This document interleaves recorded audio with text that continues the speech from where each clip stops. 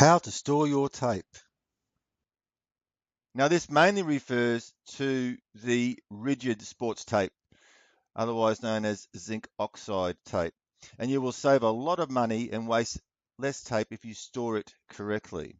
Now, the zinc oxide adhesive reacts to temperature changes, and so should be stored in a cool, dry place.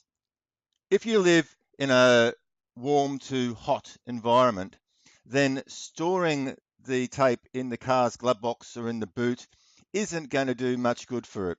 In fact, the zinc oxide adhesive will actually become heat affected, and the tension in the tape will increase to the point where it's going to be very, very hard to get that tape off the roll, and really it becomes close to useless. So ideally, the tape should be stored in its original packaging until it's time to use it. So don't just buy a box of tape and then pull all the tape out and sit it on the shelf. Keep it the way it is packaged, and it will last a lot longer in storage. So for the rolls that you have used, they should also be stored in an airtight container and not just left out on a shelf. I like to store my tape in tubes. It keeps the tape nice and fresh and ready for use at any time.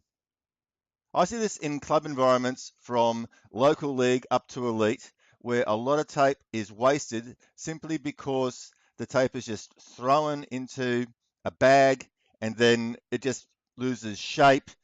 It's not protected from the temperature changes and everything else. It becomes basically useless.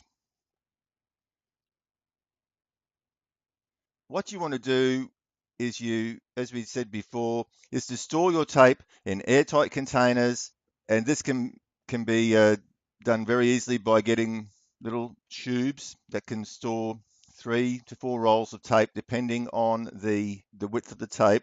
And then this keeps your tape bag nice and clean and tidy, easily accessible, and then you can even label the top of the tubes with what tape is in the tube. So it makes finding your tape a lot quicker. Your tape comes out, it's nice and fresh and round and ready to apply. This is what happens to tape when it's just thrown into a taping bag. Now, this was a perfectly good roll of tape. It was used probably to strap one ankle, so there was enough left on the roll for at least 2 or 3 more ankles.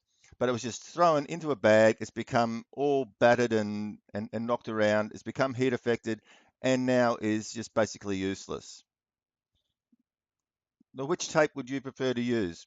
If you look at the tape on the left, that's been stored well. It's been stored in its airtight container. It's got its shape. It's been protected from the heat. It's going to come off the roll easily versus the one that's just knocked around and ready for the bin. So there you have it.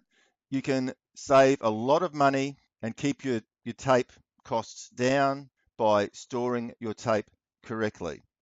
Thanks for watching, and I'll see you in the next video.